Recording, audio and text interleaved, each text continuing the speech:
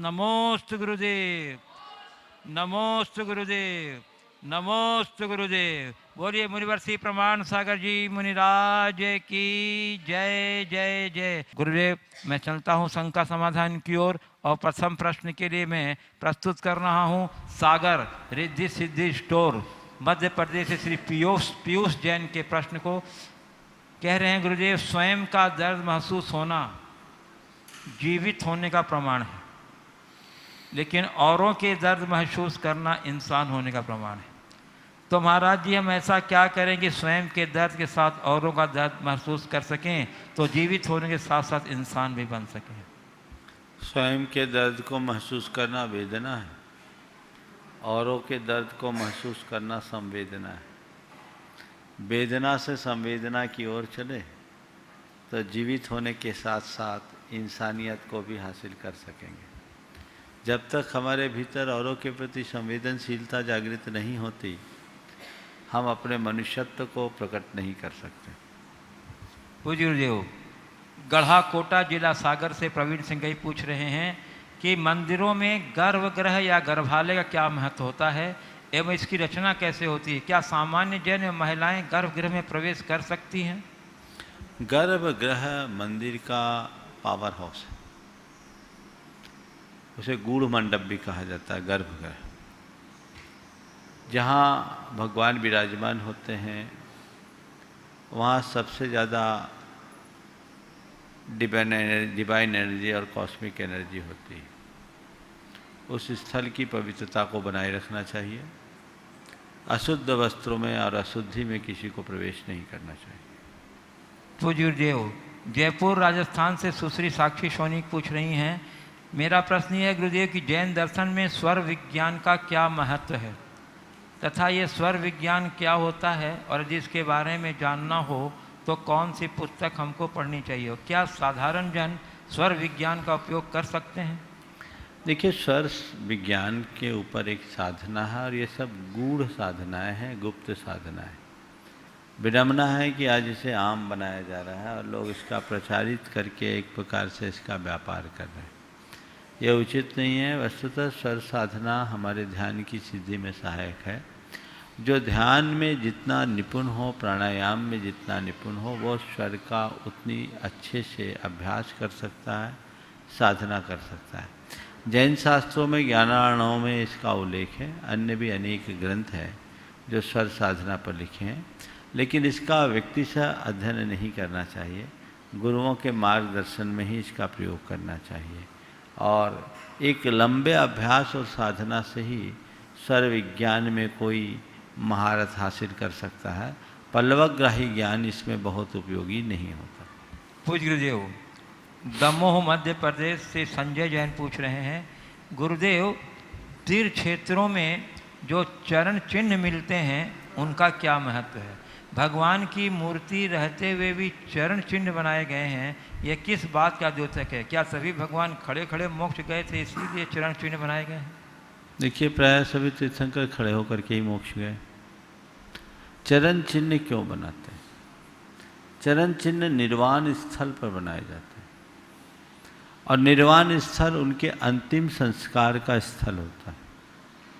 तो अंतिम संस्कार के स्थलों पर मंदिरों को बनाने की परिपाटी हमारे यहाँ प्राचीन काल से नहीं रही। जब भगवान को निर्वाण होता है तो इंद्र वहाँ वज्र से उनके चिन्ह अंकित कर देते हैं। उस धरा को सिद्ध निषिद्धिका के रूप में जाना जाता है। हम लोग उसको पूजने लगे। अब आजकल मंदिर में बनने लगे, भगवान विराजमान करने लगे, लेकिन वाकई में वो अंतिम संस्कार का स्थल है और अंतिम संस्कार के स्थल पर जिन मंदिर बनाने का औचित्य नहीं है। किसी भी तीर्थंकर के मूल निर्वाण स्थल पर या किसी भी महान आत्मा के निर्वाण स्थल पर हमने कहीं भी प्राचीन मंदिर नहीं देखा। ये जो भी मंदिर बने वो बाद में बने हैं, इसलिए इसको इस तरीके से विचार करना चाहिए। पूज्य गुरुदेव, हैदराबाद तेलंगाना से इंदु बाला जैन पूछ रही हैं, गुरुदेव मेरा प्रश्न ये है कि मैंने अपनी बेटी के लिए एक लड़का देखा था जो IITian था, जो एक अच्छी कंपनी में काम करता है। उस लड़के ने ये प्रश्न पूछा मेरी बेटी से कि तुम मुझे कितना कमा कर दे सकती हो शादी के बाद, मुझे बेंचमार्क बता दो ताकि खर्चा चला सकूं, हमारा जो भी खर्चा होगा शादी के बाद हम दोनों सब डिवाइड कर लेंगे, तुम्हारा अलग और मेरा अलग। जो बच्चा ऐसी सोच रखता है, क्या ये हमारे समाज के लायक लिए सही है? क्या ये हमारे समाज के लिए सही मैसेज है? ऐसी बातों के लिए मैं आपसे समाधान चाहती हूँ। ये सब कैलकुलेटिव सोच का नतीजा है। बढ़ते हुए कंज्यूमरिज्म का ये दुष्प्रभाव है। आजकल व्यक्ति का आकलन उसके पैकेज से किया जाने लगा है और ये एक बहुत बड़ी विडंबना है। जब इसका दुष्परिणाम यह है कि हम व्यक्तिनिष्ठ न होकर वस्तुनिष्ठ प्रेम से जुड़ गए। हमारे सारे संबंध स्वार्थ से अनुबंधित हो गए। सच्चे अर्थों में देखा जाए तो अब संबंध बचे नहीं, अब केवल संपर्क रहा है। संबंध होता है दूध में पानी की तरह मिलकर एक में एक हो जाना। जहाँ दो मिलकर एक हो जाए उसका नाम संबंध है। दो दिलों के मेल का नाम संबंध है। वो संबंध अब खत्म हो गया, अब संपर्क बचा है। संपर्क दूध और पानी की भांति नहीं होता, तेल और पानी की भांति होता है। साथ रह करके भी अलग बने रहे तो वो ऐसे लोगों का विवाह नहीं होगा, एक प्रकार का एग्रीमेंट होगा। जब तक चल गया सो चल गया, नहीं तो फिर दोनों का रास्ता अलग अलग। ये हमारी पूरी समाज की तबाही का कारण है, बर्बादी का कारण है। इस सोच को हमें समाप्त करना चाहिए। IITian लड़का अगर अपने विवाह से पूर्व इस तरह की बात कर रहा है तो मुझे ये सोचकर आश्चर्य होता है कि उसे पढ़े लिखे होने का मतलब क्या है। एक IITian तो 100 को खिलाने की ताकत रखता है और वह अपने विवाह के बाद अपने धर्मपत्नी के खर्च के लिए भी उस पर निर्भर हो, तो इससे बड़ी विडंबना क्या है। हालांकि स्त्री पुरुष यदि दोनों कमाते हैं तो कमाने में दोनों को खर्च बराबरी से करना चाहिए, पर ये मेरा और ये तेरा का जो भेद है ये हमारे व्यक्ति से ज़्यादा धन के प्रेम को दर्शाता है, जो बड़ा भयावह है। हमें ऐसी स्थितियों से बचना चाहिए। और मैं तो कहता हूँ जो लड़की ऐसे लड़के से शादी करेगी बड़ी मजबूत होगी। पूज्य गुरुदेव, अकोला महाराष्ट्र से संगीता गवाहने पूछ रही, गुरुदेव मेरा सवाल आपके प्रवचन से है। आपने कहा था हमें कर्म से नहीं मन से दुख मिलता है, तो क्या कर्म से भी मन हमारे लिए घातक है? क्या कर्म से भी मन की सत्ता बड़ी होती है और कर्म का बंद होता है तो हमें अनुभव क्यों नहीं होता? और इस मन को वश में कैसे रखें?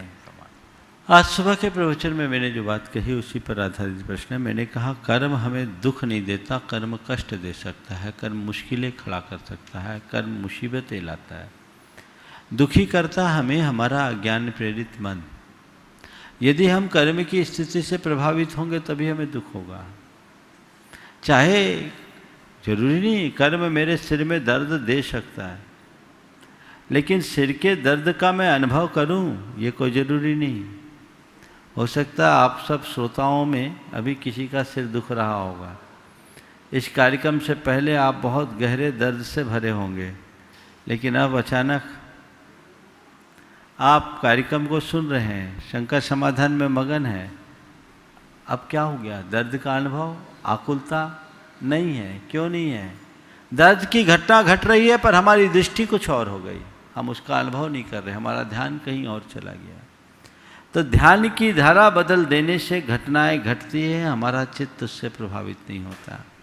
इसी तरह ज्ञानी के जीवन में चाहे कितने भी कर्म का उदय क्यों ना हो, कष्ट होता है, घटनाएं घटती है, पर वह उसका दृष्टा बना रहता है, उससे प्रभावित नहीं होता। और उससे अप्रभावित रहने के परिणाम स्वरूप वह दुखी नहीं होता। वो इस स्थिति में भी क्षमता में जीता है। दुखी होने का मतलब है व्याकुल होना, और क्षमता रखने का मतलब है तटस्थ रहना। समता बहुत बड़ी साधना है। ज्ञान संपन्न साधक ही समता के बल पर अपने मन को स्थिर रख सकता है। तो तत्व ज्ञान का आश्रय ले, वस्तु स्वरूप का विचार करे, तो कभी हमारा मन पीड़ित नहीं होगा। मेरे संपर्क में अनेक लोग हैं जो आज भयानक बीमारियों से ग्रसित हैं, लेकिन उसके बाद भी वे क्षमता में रहते हैं, रोग का प्रतिकार करते हैं, लेकिन विचलित नहीं, मन में आह और कराह नहीं। ठीक है, कर्म का उदय है, मेरा कर्म है, अब निकल जाएगा। कर्म को भोगना नहीं है, कर्म को काटना है। ज्ञान एक बहुत सबल साधन होता है, उसी के बल पर हम अपने जीवन को बदल सकते हैं। पूज्य गुरुदेव, गोपालगंज सागर मध्य प्रदेश से श्री राजेश जैन RI कमिश्नर कार्यालय पूछ रहे हैं, गुरुदेव दुनिया में धन कमाना हर व्यक्ति का लक्ष्य है, और क्यों ना हो, धन से ही सारे साधन और संसाधन जुटाए जाते हैं और भौतिक सुखों का पूर्ण आनंद लिया जा सकता है। वर्तमान संकट के दौर में जब धन कमाना दूर की कौड़ी बन चुका है, तब हम मानव जाति को ऐसा क्या लक्ष्य निर्धारित करना चाहिए कि हम धन से भी कीमती आत्मानंद, सुख और शांति प्राप्त कर सकें? क्योंकि वर्तमान समय में धन नहीं, निधन प्राप्त हो रहा है। जीवन धन को पहचान लो तो सारी समस्या हल हो जाएगी। धन को जीवन के निर्वाह का साधन मानो, साध्य नहीं। और एक बात जेहन में बिठा के रखो, धन जीवन के लिए है, जीवन धन के लिए नहीं। आज अगर धन कमाना सहज संभाव्य नहीं दिख रहा है, चिंता मत करो, जीवन धन है तो सब कुछ है। वे लोग बड़े भाग्यशाली हैं जिनका जीवन सुरक्षित है। बड़े बड़े धनवान, चारों तरफ धन का अंबार लगा है, पर आज वो अपनी ज़िंदगी की भीख मांग रहे हैं, लाचार है। बहुत से लोग तो बच नहीं पाए। कई बड़े बड़े लोग इस दुनिया से चले गए, काल ने उन्हें छीन लिया। धन की यही एक सीमा है, धन सब कुछ दे सकता है पर जीवन नहीं। जो इस सच को जानते हैं, इस सच्चाई को जानते हैं, वे धन का संग्रह करते हैं पर धन में उलझते नहीं। बस इस वाक्य को सदैव ध्यान रखें, धन जीवन निर्वाह का साधन है, साधन नहीं। पूज्य गुरुदेव, आकाशवाणी कॉलोनी गोपालगंज सागर से श्रीमती वंदना जैन पूछ रही हैं, गुरुदेव महाभारत युद्ध के प्रारंभ में ही अर्जुन ने अस्त्र शस्त्र अपने हाथों में रखकर रथ की डोर भगवान श्री कृष्ण के हाथ में दी, और भीषण युद्ध के बाद विजय प्राप्त हुई। वर्तमान संकट के दौर में प्रत्येक व्यक्ति यह युद्ध के भांति लड़ रहा है। यह वह युद्ध नहीं, यह धर्म युद्ध है। युद्ध है जीवन और जीविका बचाने का। तो गुरुवर, हम सावधानी और संपूर्ण सुरक्षा के बीच जीविका हेतु कार्य में जुट जाएं और जीवन की डोर भगवान के हाथ में छोड़ दें। क्या ऐसा हो सकता है गुरुवर? आप अपना विशेष मार्गदर्शन। देखिए, जो हमारे हाथ में हो हम कर सकते हैं। कर्मण्येव अधिकारस्ते मा फलेषु कदाचन। मेरे हाथ में जो है वो मैं करूं, जितना बने सुरक्षात्मक प्रबंध रखूं, और आवश्यकता अनुसार जीविका का उपार्जन तो करना ही होगा, लेकिन वही जब जरूरी हो तब, और फिर बाकी वक्त पर छोड़ दो। ये बात सही है कि जिनको जाना होगा वो घर में बैठा बैठा भी चला जाएगा, और जिनकी आयु होगी वो ICU में जाने के बाद भी वापस आ जाएगा। ऐसे प्रकरण आए हैं। इसलिए अंतरंग में तो हर व्यक्ति का अपना अपना पुण्य पाप है, लेकिन इस बात को समझते हुए जानबूझकर इस तरह का कृत्य नहीं करना चाहिए। जानबूझकर के इस तरह का कृत्य नहीं करना चाहिए। सावधानी रखो। पर्याप्त सावधानी रखने के उपरांत भी यदि परिणाम न मिले तो भैया ऐसी होनहार थी, लेकिन जानबूझकर हम खतरा खेलें और कहें भैया क्या करें, जो होना था सो हो गया, ये बात ठीक नहीं। पूज्य गुरुदेव, जबलपुर मध्य प्रदेश से बिना नाम का एक प्रश्न आया। प्रश्न यह है गुरुदेव कि रामायण के एक प्रसंग का कि जिस प्रकार विभीषण के नीति न्यायपूर्ण बात करने पर भी रावण ने सारी प्रजा के सामने उन्हें अपमानित किया, उन्हें मूर्ख कायर कहा। वैसे ही आज के युग में अनेक लोग हैं जो अच्छे लोग की बात को गलत कह देते और सुनना ही नहीं चाहते हैं जब तक कि वह किसी प्रकार से प्रतिष्ठित ना हो। ऐसे समय में अपना धैर्य, साहस और सहन शक्ति को कैसे बनाए रखें, क्योंकि आज के समय में डग डग में रावण जैसे लोगों की बहुलता है।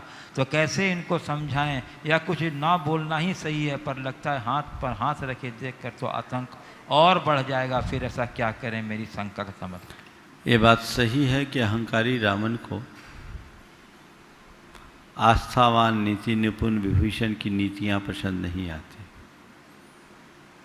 अहंकार की सबसे बड़ी दुर्बलता ये है कि वो किसी की सुनता नहीं, न सुनने देता है।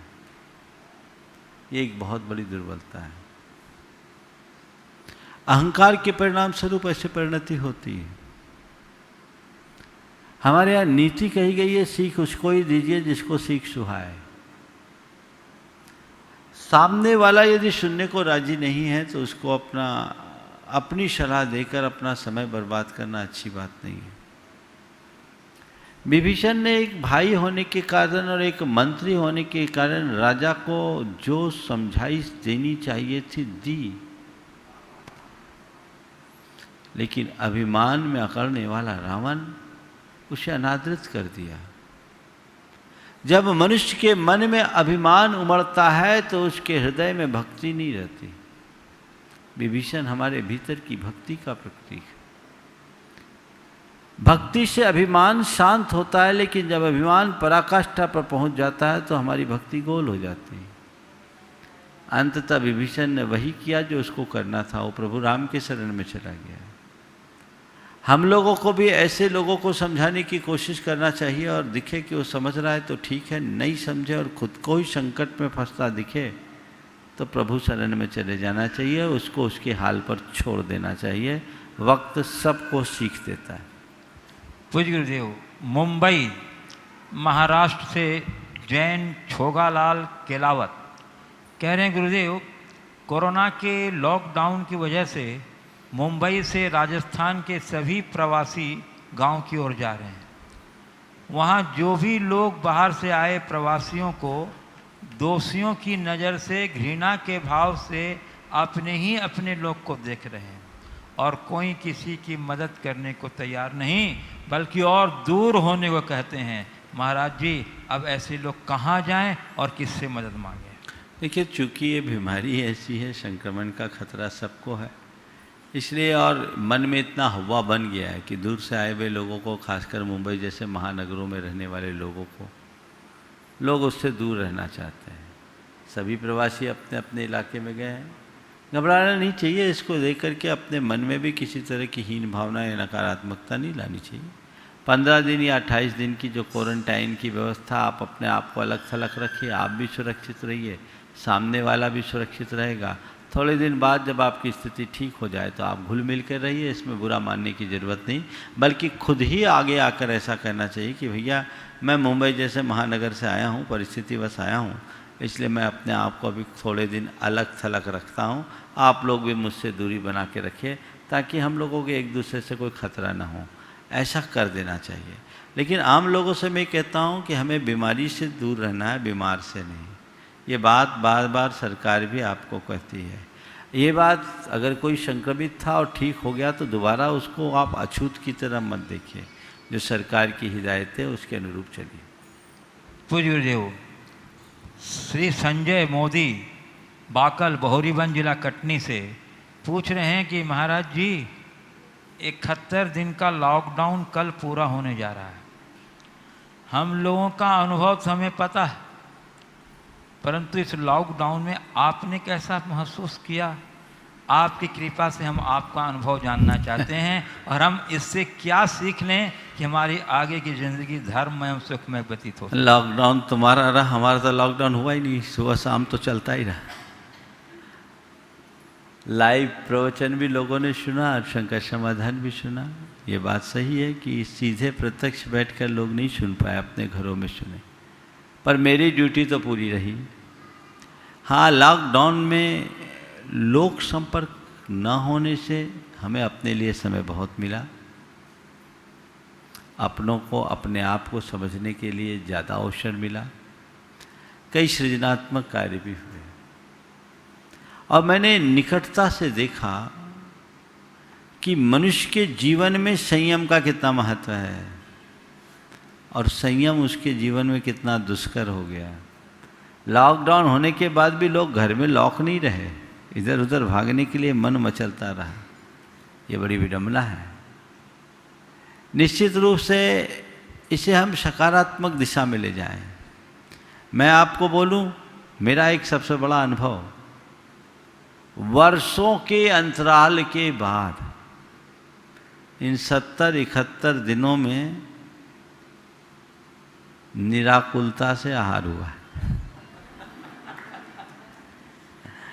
4-5 से ज़्यादा नहीं हुए। नहीं तो आप लोगों को तो पता है कैसी लाइन लगती है, ये भी एक अनुभव है और लोगों को सीख लेना चाहिए और ये अभी लंबे समय तक चलेगा। हमें दूरियां बनाकर चलना चाहिए। पूज्य गुरुदेव, टाड़ा, शाहपुर से प्रिंसी जैन कह रही हैं, गुरुदेव यदि कोई कार्य करने का बहुत मन हो और उसके लिए पूर्ण लगन और परिश्रम से कार्य करते हैं, फिर वो वह कार्य पूरा नहीं होता और लोग मजाक बना देते हैं, और ऐसे कैसे करना चाहिए कि कार्य पूरा हो जाए और लोगों की मजाक के पात्र भी न बन सके। जब भी किसी कार्य करने का मन हो, लगन निष्ठापूर्वक करें। सफलता न हो और लोग मजाक उड़ाए तो हताश मत हो, दूनी ताकत से कार्य करें। एक बार विफल हुए हार न माने, दोबारा करें। दोबारा विफल हो जाए तिबारा करें, तिबारा विफल हो जाए चौथी बार करें। बार बार बार बार आप प्रयत्न करते रहें। अनेक विफलता के बाद सफलता मिलती है। दिल्ली पर कितनी बार चढ़ाई किया था, क्या नाम था उसका, मोहम्मद गजनवी ने, हाँ मोहम्मद गौरी ने कितनी बार, हाँ 17 बार हारा, 18 बार जीता। सोचो उसका कितना मजाक उड़ा होगा। जाता होगा लड़ने के लिए सैन्य बल के साथ और हार कर पराभव के साथ मुंह लटका कर लौटता होगा, तो क्या क्या झेलना पड़ता होगा। अपने सारे सामंतों को, सैनिकों को कैसे समझाता होगा, परिजनों के सामने कैसे पेश आता होगा। सोच रहे। फिर सबको बूस्टअप करता, फिर कहता एक बार और, एक बार और। गया, हार कर मुंह लटका कर आया, फिर कहता एक बार और। अरे अब क्यों, कितने को मरवा दिया, तू मरा सब मरेगा, तू बच गया तो बच गया, अगले बार तो अब तो तू भी नहीं बचेगा, क्यों जा रहे हो। एक बार और। सोचो 17 बार कितने बड़ी विफलता, पराभव और हार का सामना किया होगा, पर उसके जज्बे को देखो। हारा पर हार नहीं माना, एक बार और बाद में दिल्ली जीत ही ली, दिल्ली फतह कर ली।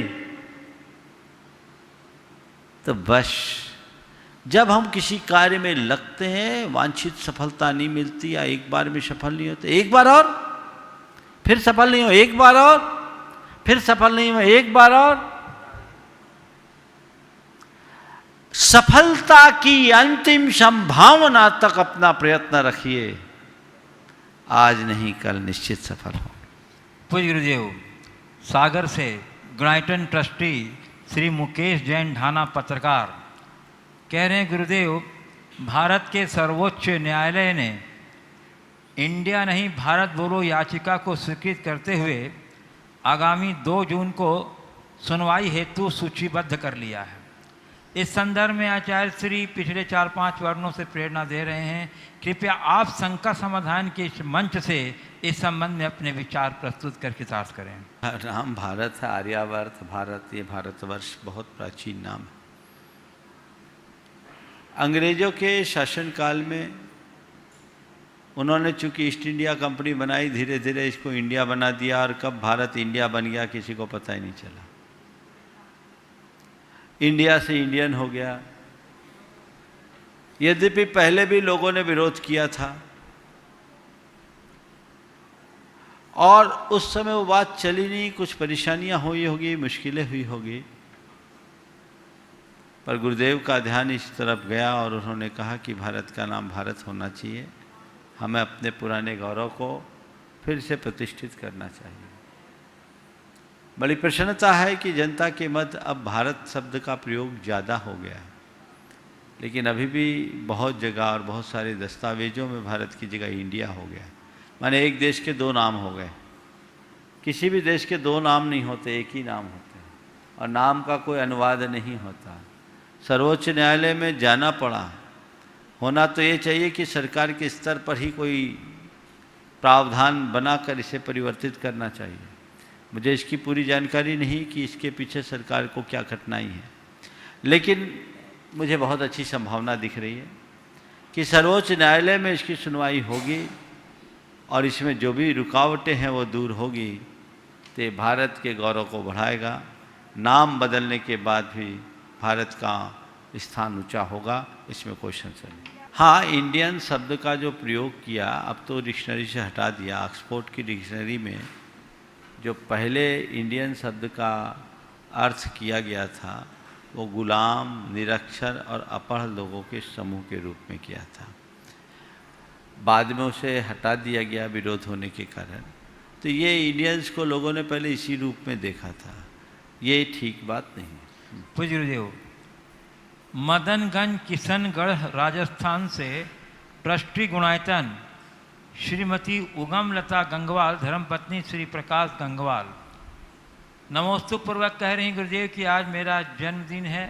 आपके आशीर्वाद की कामना करती हूँ और आपके जल्दी ही दर्शन की कामना है।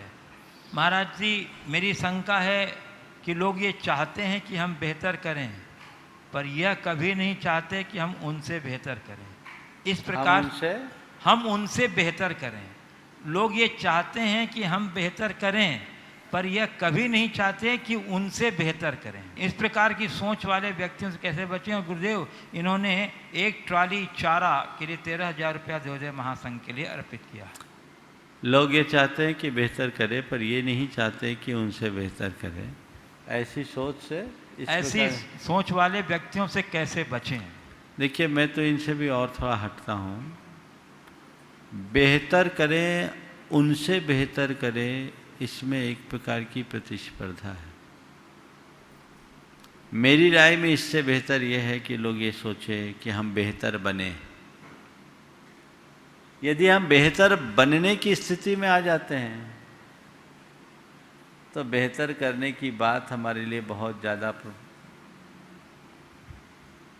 जरूरी नहीं होगी। जो बेहतर बनते हैं वो जो कुछ करते हैं बेहतर करते हैं। पूज्य गुरुदेव, अजमेर से श्री सेवायतन के उपाध्यक्ष श्री प्रकाश चंद्र जी पाटनी कह रहे हैं गुरुदेव कि मेहमान देखकर मान और सम्मान बदल जाते हैं। मेहमान देख के मान और सम्मान बदल जाते हैं। चढ़ावा कम हो तो आशीष और वरदान बदल जाते हैं। वक्त पर मन की मनोकामना पूरी अगर न हो तो भगवान की भक्ति, मंदिर और भगवान भी बदल जाते हैं। हाँ। गुरुदेव, मेरे समझ में अब तक नहीं आ सका कि इंसान इतना उतावला क्यों होता है। यही तो इंसान की दुर्बलता है। उसकी निष्ठा स्थिर नहीं है, वो परिस्थितियों से प्रभावित होता है, बात बात में रंग बदल देता है। गिरगिट के रंग बदलने से भी जल्दी इंसान का रंग बदल जाता है। यह उसकी संकीर्ण मनोवृत्ति का परिणाम है, निष्ठा की अस्थिरता का कुफल है। अगर उसकी निष्ठा स्थिर बने तो इन स्थितियों से बहुत आसानी से बचा जा सकता है। पूज्य गुरुदेव, गोपालगंज सागर से जयकुमार जैन सेवानिवृत्त शिक्षक कह रहे हैं कि गुरुदेव, संकट के समय संकल्प, मानसिक संतुलन और ध्यान खुशहाल जीवन के लिए, रिश्तों की मधुरता के लिए जरूरी है। क्योंकि अच्छी सोच और संकल्प लेने से हम जो सोचते हैं वो सिद्ध हो जाता है। भावना योग इसका सबसे अच्छा विकल्प है। हम अपने हाथों को कितना भी धो लें, सैनिटाइज कर लें, किंतु हमें वह पल याद नहीं रहता जब हमारा हाथ कहीं छू जाता है। हम अपने चारों ओर परमात्मा की सुरक्षा कवच तैयार करने की सोच कैसे विकसित करें? क्या गुरुवर भावना योग में इसके लिए कोई विशेष कमांड है? भावना योग का जो प्रारूप आप लोगों के लिए कराया गया, आप नियमित करिए, अपने आप सुरक्षित हो जाएंगे। ऊर्जा प्रवाह के साथ जो भावना योग, जो शुरुआती दिनों में मैंने सागर से कोविड-19 के लिए भावना योग कहा था, वो नियमित कीजिए। आपकी सारी समस्याएं शांत होगी और आप अपने आप को ज़्यादा सबल और सुरक्षित महसूस करेंगे। पूज्य गुरुदेव, धुलियान वेस्ट बंगाल से श्री राजीव काला कह रहे हैं कि कुछ लोग बोलते हैं कि हमारे पास खाने को पैसा नहीं, फिर जहाँ कहीं राशन बट रहा हो वहाँ लाइन लगाकर राशन मुफ्त में लेते हैं, फिर भी बोलते हैं कि सरकार कुछ नहीं कर रही है। वहीं दूसरी ओर उन्हें शराब की दुकान पर शराब खरीदते देखा जाता है। इस शराब की दुकान पर शराब लेने के लिए कहाँ से पैसा आया? मैंने ऐसा सुना है कि 300 करोड़ की शराब की सेल हुई है, तो ये पैसा कहाँ से आया? एक ओर आज मंदिर बंद है, सब दुआ कर रहे हैं कि महामारी चल जाए, और दूसरी ओर ऐसे लोग शराब पी रहे हैं। गुरुवर, ऐसे लोगों को सद्बुद्धि आए, इसके लिए आपका मार्गदर्शन आवश्यक है। ये सब अभागे लोग और जिनके कर्म फूटे होते हैं उनकी बुद्धि उल्टी होती है। ये इनका दुर्भाग्य, हतभागी है कि आज उन्हें दूसरों के आगे हाथ पसारना पड़ रहा है। और इससे बड़ा दुर्भाग्य ये है कि इनकी लज्जा भी खत्म हो रही है। जरूरतमंद अगर मुसीबत में आगे हाथ फैलाए तो वो उसकी मजबूरी मानी जाती है, लेकिन समर्थ होने के बाद भी केवल फायदा उठाने के लिए हाथ बढ़ाने वाला व्यक्ति कई जन्मों में दरिद्रता को भोगने वाला है। बहुत सारे लोगों ने इस पूरी की पूरी त्रासदी में भारत की एक सबसे बड़ी विशेषता रही कि संपूर्ण भारतवर्ष में देशवासियों ने एक दूसरे के सहयोग के लिए सब कुछ लगा दिया, जी खोल कर लगाया। ज़्यादातर लोग ज़रूरतमंद थे, लेकिन कतिपय लोग ऐसे अपवाद बने जिनने इसका दुरुपयोग किया। सरकारी सुविधाएं ली, जनता से सुविधाएं ली और उसका दुरुपयोग किया, शराब आदि पिया। ये बड़े घृणित मानसिकता वाले लोग हैं, इनके भाग्य खराब है। ऐसा करके वो ये नहीं समझ पा रहे कि मैं अपने और आने वाली पीढ़ियों के साथ कितना बड़ा अनर्थ कर रहा हूँ। काश उनके अंदर ऐसी समझ होती तो ऐसा नहीं होता। लेकिन मैं आम लोगों से ये कहना चाहूँगा कि अपने जीवन में ऐसा मत करना, और यदि कोई ऐसा कर रहा है तो उन्हें देखकर अपनी सेवा की वृत्ति को बंद मत करना। एक गलत आदमी के कारण बाकी सबको गलत मानना अच्छी बात नहीं है। हमें ये बात ध्यान में रखना चाहिए कि ऐसी स्थिति में कोई ज़रूरतमंद वंचित न रह जाए। जब मैं सागर में था, लोगों के घरों में अनाज राशन देने का अभियान गुणायतन परिवार के द्वारा चलाया गया। मैंने एक ही बात कही, 10 फर्जी लाभान्वित हो जाए कोई चिंता मत करना, एक ज़रूरतमंद वंचित नहीं रहे। ये हमारी कोशिश होनी चाहिए, और तभी आप सेवा का कार्य कर सकेंगे। क्योंकि इस तरह की घटनाएं घटती है और वो बातें प्रकाश में आती है तो सभी का मन टूटता है, आहत होता है, ऐसे कार्य करने के लिए उत्साहित नहीं होता। और लेकिन ऐसे लोग हर काल में रहते हैं, अच्छाई की ओट में ही बुराई पलती है। इसलिए बुरे लोगों को देखकर उनसे प्रभावित होकर अच्छा कार्य करने का संकल्प कभी शिथिल नहीं करना चाहिए। पूज्य गुरुदेव, विदिशा मध्य प्रदेश से अंजलि जैन कह रही हैं कि यदि एक परिवार कोविड-19 के क्वारंटाइन में है और वो परिवार मंदिर जी में पूजन करने आता है, तो क्या उनके इस कार्य का विरोध करना गलत है? महाराज जी, हमारे यहाँ एक परिवार है जो कुछ दिनों पहले 14 दिन के क्वारंटाइन में था और रोज़ मंदिर में पूजन करता था, तो मैंने उनका विरोध किया, तो क्या मैंने गलत किया? भगवान हमेशा हमारी रक्षा करते हैं, तो हमारा भी धर्म की रक्षा करने का फर्ज बनता है। देखिए, सबसे पहली बात तो लॉकडाउन के समय मंदिर ही बंद है, तो आने का सवाल ही नहीं होना चाहिए।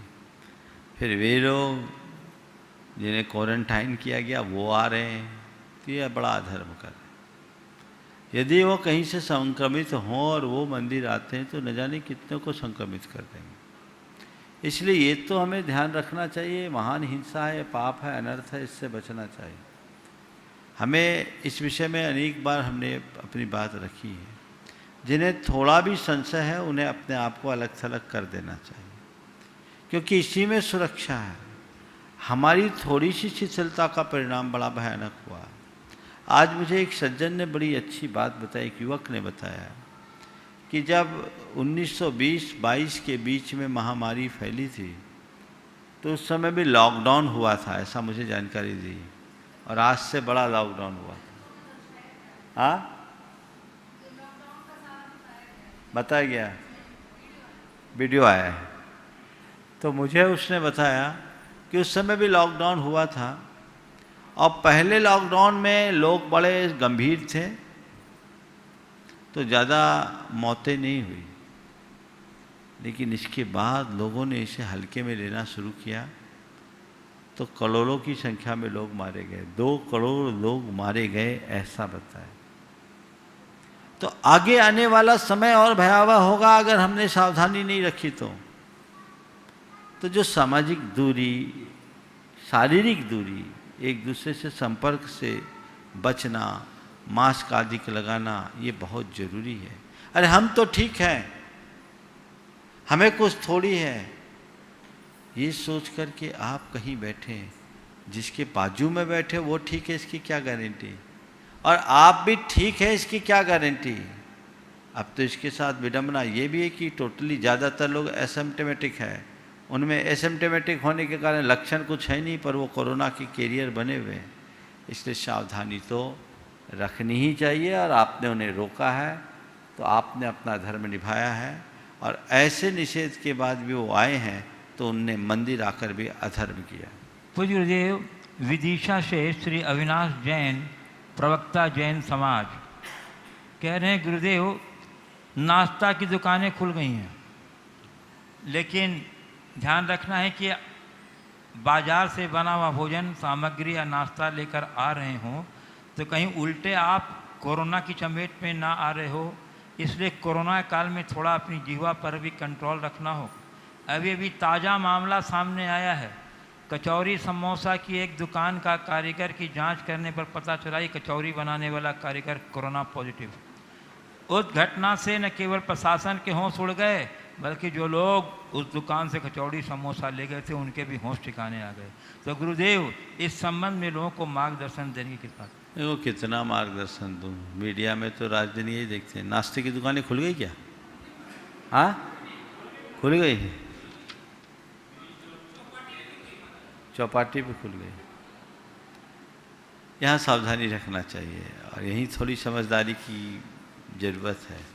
अब बहुत तेज़ी से फैल सकता है, इसलिए आपको अपनी सुरक्षा के प्रति खुद जागरूक होना होगा। तो गुरुदेव, मूंगावली मध्य प्रदेश से इंदिरा जैन पूछ रही हैं, गुरुदेव जिंदगी छोटी है और ज्ञान का भंडार विशाल है, ऐसे में गुरुदेव परिवार में रहते हुए हम कैसे अधिक से अधिक ज्ञान अर्जन कर सकें और अपने पारिवारिक कर्तव्यों को भी निभा सकें? अधिकाधिक ज्ञान अर्जन करने का एक तरीका है कि आप अपने आप को जीवन के अंत समय तक विद्यार्थी मानो। बड़ा हो या छोटा, किसी से भी कुछ सीखने का मौका मिले तो सीखें, समय का उपयोग करें। अगर बच्चे भी कोई अच्छी बात बताते हैं तो उसे नोट करें। ज्ञान अर्जन करने का एक तरीका है, और समय का सदुपयोग करते हुए जितना आप पढ़ सके पढ़ने की कोशिश करें। पूज्य गुरुदेव, बिनौली बागपत यूपी से नितिन जैन कह रहे हैं, महाराज जी आचार्य विद्यासागर जी महाराज का आहार जिस भी घर में हुआ है, उस परिवार ने एक अलग ही शांति का अनुभव किया है। उस परिवार की आहार से पहले की आर्थिक स्थिति और आज की आर्थिक स्थिति में बेहद बढ़ोतरी हुई। उस परिवार के भाव अपने आप ही त्याग और ज्ञान के दिनों दिन बढ़ते जा रहे हैं। महाराज जी, क्या यह सब गुरुदेव की तपस्या का प्रभाव है? देखिए, इस विषय में मैंने पहले कई बार बोला है और लोगों को इसका प्रमाण देखना है तो बुंदेलखंड में आकर देखें। बुंदेलखंड में हजारों परिवार ऐसे हैं जो कल तक अत्यंत सामान्य थे, आज सब अर्थ में खुशहाल हैं। दान दे देकर उनने अपने जीवन को धन्य किया। आज ही मैं एक ऐसे पुजारी के घर आहार किया जो कुंडलपुर में कभी बड़े बाबा का सेवक होता था, पर जीवन के प्रारंभिक चरणों से गुरु सेवा में लगे रहे, दान धर्म में जुड़े रहे, आज यहाँ के एक संपन्न परिवारों में गिना जाता है। तो ये चीज़ें हैं, अगर इनका ठीक तरीके से अध्ययन किया जाए, विश्लेषण किया जाए, तथ्यात्मक ढंग से अगर इस पर विचार किया जाए तो आप पाएंगे कि गुरुदेव के चरण जिसके जिसके घर पड़े हैं सब धन्य हो गए। यदि कोई विफल हुआ है तो अपने कुकर्मों के कारण। धर्म से जुड़ने वाला का जीवन धन्य होता है। और हमारे गुरुदेव तो इस युग के दिव्य विभूति, ऐसी महाविभूति की सेवा और ऐसी महाविभूति की कृपा किस पर नहीं फलेगी? जरूर फलती है और वो अपना उत्कर्ष करता जाता है। मैंने बहुत लोगों को देखा है जो कल फुटपाथ पर दुकानें लगाते थे, आज करोड़ों का शोरूम चलाते हैं, करोड़ों का दान दे रहे हैं। ये सामर्थ्य उनके अंदर विकसित हुई है। इस पर मैं तो चाहूँगा एक और ठोस अध्ययन होना चाहिए जो पिछले 20 सालों के रिकॉर्ड का अध्ययन करे तो बहुत सारे चौंकाने वाले तथ्य प्रकट होंगे। पूज्य गुरुदेव, बेंगलोर कर्नाटक से तरु जैन कह रही हैं, गुरुदेव आपके प्रवचन बीमारी के विषय पर थे। गुरुदेव, शारीरिक बीमारियां डॉक्टर से इलाज कराने से ठीक हो जाती हैं। गुरुवार मेरा मन बहुत कमज़ोर है, जल्दी ही भयभीत हो जाता है, घबरा जाता है, आत्मविश्वास घट जाता है। तो गुरुवर, ये मन की बीमारियों को कैसे ठीक करें? साथ ही भावना योग में ऐसा कैसा कमांड दे सकते हैं जिससे इस परेशानी से छूट जाऊं और दृढ़ता से जीवन में आगे की ओर। रोज का प्रवचन ही इन्हीं विषयों पर होता है। आप तो 2 काम करिए, रोज एक प्रवचन सुनना शुरू कर दीजिए, आपको मोटिवेशन मिलेगा, आप मन की बीमारियों से मुक्त होंगे।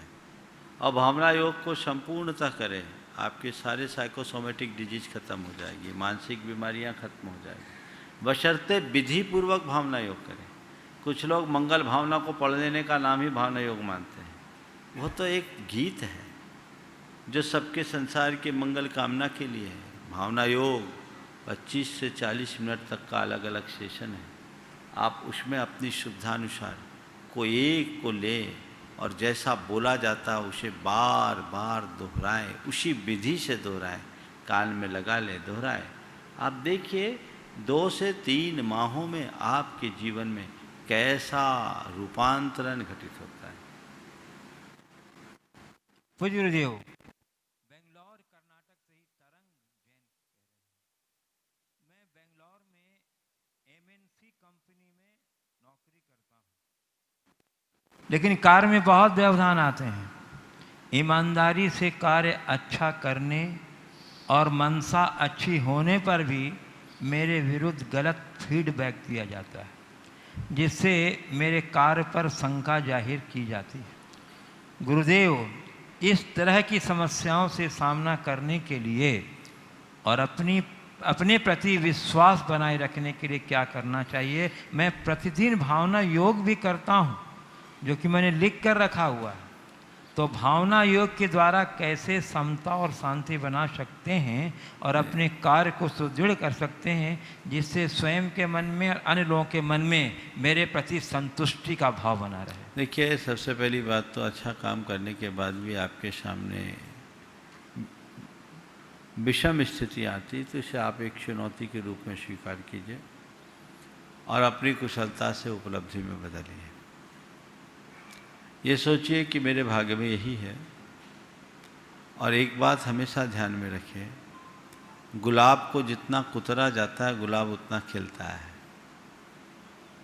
यदि लोग आपके जीवन में रुकावटें डालते हैं, बाधाएं डालते हैं और आपकी लगन निष्ठा पक्की है तो वो आपको मजबूती देगी, आप अंदर से और सुदृढ़ होंगे, आपकी कार्य क्षमता विकसित होगी। इसलिए पहली बात तो कि उससे आप अपने आप को अप्रभावित रखने की कोशिश कीजिए। ये क्षमता अपने भीतर विकसित करने के लिए भावना योग बहुत कारगर उपाय है, पर लिखित भावना योग से नहीं। मैं सभी लोगों से कहना चाहता हूँ, जिन लोगों ने लिख लिया उस भावना योग का 0 परिणाम है। वो तो आप किताब की तरह पढ़ लोगे, आप तो शब्दशः सुन करके दोहराइए। इसीलिए मैंने भावना योग का कोई लिपिबद्ध संस्करण नहीं निकाला। आप उसे सुनिए, कान में लगाइए और ये महसूस कीजिए कि मेरे गुरु मेरे लिए भावना योग करा रहे हैं। उनके द्वारा दिए जा रहे संकल्पों को मुझे दोहराना है। यदि बार बार आप ऐसा करेंगे, आपके अंदर वैसा अनुभव होने लगेगा, आपके सबकॉन्शियस माइंड में वो संस्कार जमेंगे और तभी उसका परिणाम आएगा।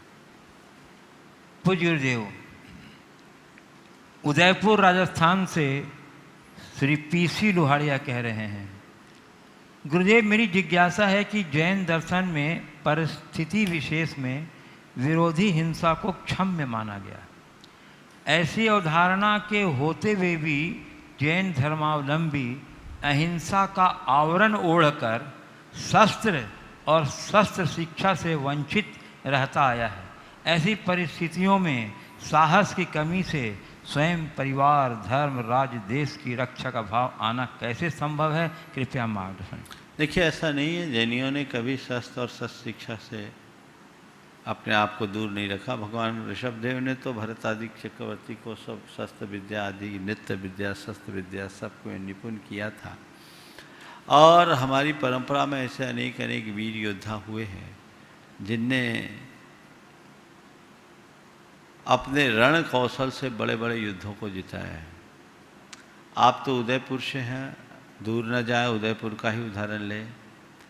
महाराणा प्रताप पर आए हुए संकट में समय में भामा शाह ने जहाँ अपना धन लगाया था, वहीं युद्ध के मैदान में लड़ कर करके भी अपना सर्वस्व उत्सर्ग किया था, राणा प्रताप को बचाया था।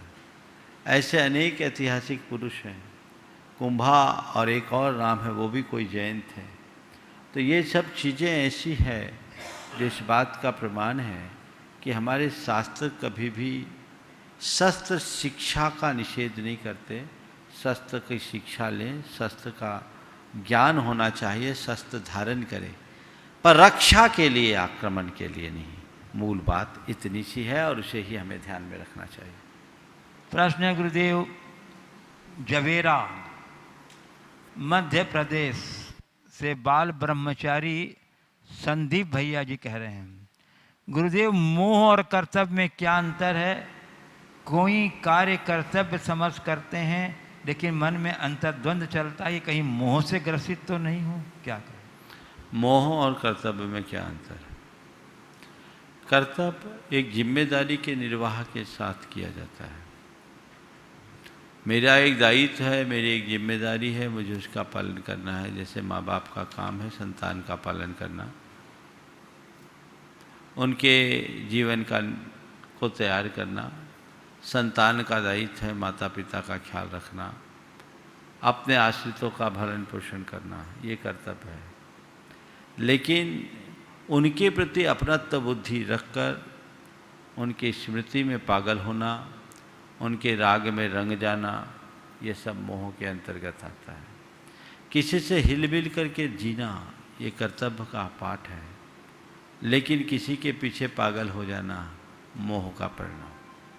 इंदौर से महेंद्र जैन पत्रकार पूछ रहे हैं गुरुदेव कि लोगों की मानसिकता है कि किसी भी प्रतिकूल परिस्थितियों में धार्मिक क्रियाओं और कर्तव्यों से दूर हो जाते हैं, जबकि अपने आर्थिक और पारिवारिक दायित्वों को परेशानियों में रहते हुए पूरा करते हैं। महाराज जी, सिर्फ लोग धार्मिक कार्यों में अधिक बहाना बनाते हैं जबकि अन्य दायित्व पूरा करते हैं, जबकि यथार्थ यह है कि धार्मिक कार्यों के प्रभाव से ही व्यवहारिक जीवन की परेशानियां दूर होती हैं। तो ऐसा लोग क्यों करते हैं? मुझे तो यही दिखता है कि लोग धर्म की बातें करते जरूर है, पर लोगों की प्राथमिकताओं में धर्म सबसे नीचे है, दुनियादारी की बातें। इसलिए जब कभी व्यस्तताएँ आती तो सबसे ज़्यादा धार्मिक कार्यों में ही लोग कटौती करते हैं। जो धर्म को सर्वोच्च प्राथमिकता में रखते हैं वो धार्मिक कार्यों में कभी कटौती नहीं करते, वो उसका पूरी तरह से दृढ़ता से अनुपालन करते हैं और उसका लाभ उठाते हैं। इसलिए हमें अपनी प्राथमिकता को अच्छी रखनी चाहिए, धार्मिक कार्यों में हमें कटौती नहीं करना चाहिए, क्योंकि धर्म से ही हमारे जीवन का उद्धार होता है और हमारा कल्याण होता है। इस प्रकार आज के इस सत्र को परम पूज्य गुरुदेव के चरणों में नमन अर्पित करते हुए यहीं पर विराम। बोलिए परम पूज्य आचार्य गुरुवर श्री विद्यासागर जी महाराज